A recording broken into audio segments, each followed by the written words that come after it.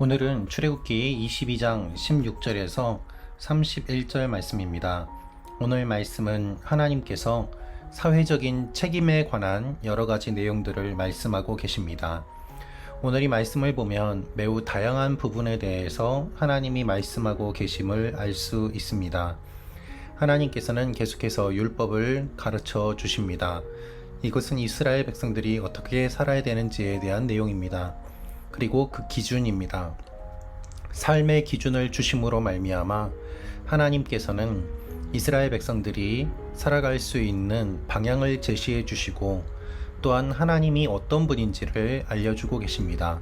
즉 하나님께서 말씀하시고 이것은 해야 된다, 저것은 하지 말아야 된다 라는 것을 알려주심으로 말미암아 하나님이 어떤 것을 좋아하시고 하나님이 어떤 것을 싫어하시는지 분명하게 말씀해 주고 계시는 것입니다.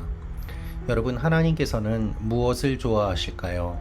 그리고 하나님께서는 무엇을 싫어하실까요?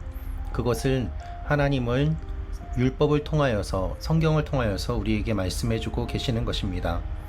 오늘 말씀도 여러 가지 내용들이 나와 있습니다. 그것을 함께 살펴보며 주님이 무엇을 원하시는지 하나님의 마음을 함께 나누어 보도록 하겠습니다. 16절, 17절 말씀입니다. 하나님께서는 이렇게 말씀하십니다. 정혼하지 않은 처녀를 유혹해 잠자리를 함께 했다면 반드시 값을 치르고 아내를 삼아야 할 것이다. 만약 그 아버지가 딸 주기를 거절하더라도 여전히 처녀의 값을 치러야 한다. 하나님은 여성에 대한 말씀을 하고 계십니다. 유혹해서 잠자리를 함께 했다면 반드시 값을 치르고 아내로 삼아야 한다는 것입니다. 여성을 자신의 욕심을 채우는 존재로 여기지 말고 여성을 인격적으로 대하라고 이야기하며 아내로 삼고 끝까지 책임을 져야 됨을 말씀하고 있습니다. 또한 우상을 숭배하는 무당에 대한 이야기와 그리고 짐승과 관계하는 사람은 누구든 죽어 마땅하다라고 말씀하십니다. 우리가 상상할 수 없는 여러 가지 영역에 대한 부분들도 주님께서 분명하게 말씀하고 계십니다. 특별히 오늘 말씀에서 주목해 보아야 될 것은 하나님께서 말씀하시는 이 대부분의 내용들이 약한 사람들에 대한 내용이라는 것입니다. 약한 사람을 이용하지 말고 괴롭히지 말고 학대하지 말라는 것입니다. 21절부터 23절 말씀입니다. 이방 사람을 학대하거나 억압하지 말라. 너희도 이집트 땅에서 이방 사람이었다. 과부나 고아를 이용해 먹지 말라. 어떤 식으로든 너희가 그렇게 하면 그들이 내게 부르짖을 것이고 내가 반드시 그들의 부르짖는 소리를 들을 것이다.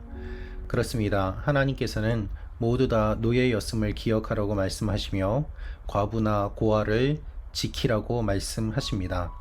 하나님은 과부와 고아와 그리고 연약한 자들의 하나님이십니다.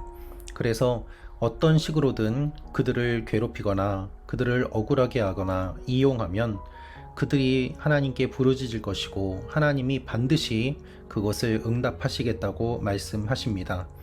그래서 그 결과 어떻게 됩니까? 24절입니다. 내가 진노가 끓어올라 너희를 칼로 죽일 것이다. 그러면 너희 아내는 과부가 되고 너희 자식은 고아가 될 것이다.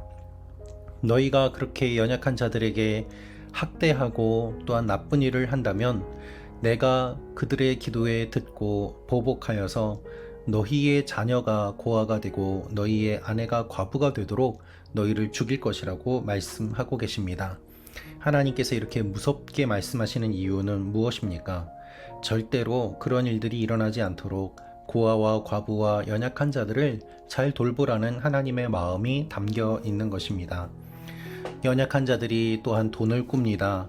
돈을 빌리게 된다면 그리고 돈을 꿔 주었다면 어떤 일들을 해야 되는지 주님은 말씀하고 계십니다.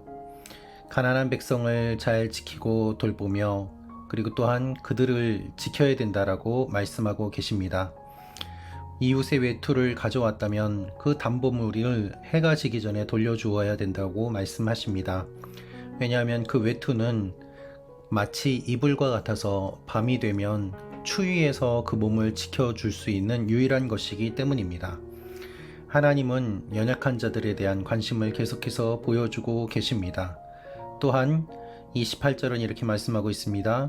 하나님을 모독하지 말고 내 백성들의 지도자를 저주하지 마라. 리더십에 관한 이야기를 말씀하시고 또한 하나님에 대한 태도에 대해서 말씀하고 계십니다. 무엇보다도 계속해서 이 말씀을 주시는 것은 하나님의 백성들이 어떻게 하나님의 백성답게 살아야 되는지에 대한 주님의 마음을 알려주시는 것입니다. 여러분, 우리는 구원받았습니다. 그렇다면 구원받은 자로서 삶을 살아가야만 합니다. 구원에 합당한 삶을 살아가야만 합니다. 구원받은 것으로 끝이 아니라 그 이후에는 삶이 있습니다. 우리가 사랑해서 결혼하면 결혼식으로 끝이 아니라 결혼한 그때부터 새로운 삶이 펼쳐지는 것처럼 우리가 구원받았다는 것도 마찬가지입니다.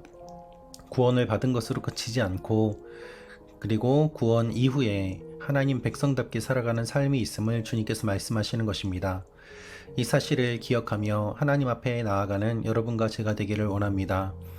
하나님께서는 연약한 자들을 돌보시는 여러분을 통하여서 놀라운 일들을 이루어 가실 것입니다. 그리고 무엇보다 우리 스스로가 하나님 앞에 연약한 자임을 잊지 말고 하나님 앞에 겸손하게 나아갈 때 하나님께서 우리의 기도에 응답해 주실 것입니다. 오늘도 주님과 동행하는 말씀 창고 가족 한 분 한 분이 되시기를 기도하고 사랑하고 축복합니다. 기도하겠습니다. 살아계신 아버지 하나님, 우리가 하나님의 마음을 잘 알게 하시고 하나님의 마음에 따라서 연약한 자들을 잘 돌보는 하나님의 사람들이 되게 하여 주옵소서. 예수님의 이름으로 기도합니다. 아멘.